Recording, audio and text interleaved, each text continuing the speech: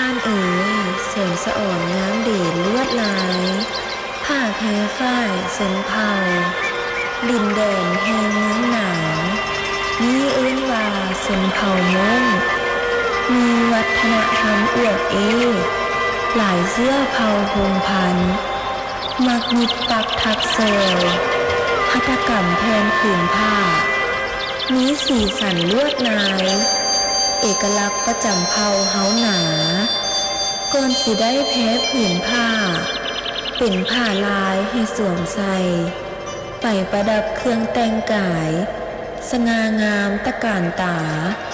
สาวลาวมงคิดค้น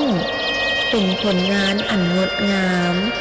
พร้อมพากันทะนงแกนออกแหงงานลงมือขุดปลูกสร้างดวงดอกฝ้ายให้เติบใหญ่ทั้งยิบปักถักเซลเข็มฝ้ายและอิ้วหลาจึงได้ผ้าผืนละเอียดงามตา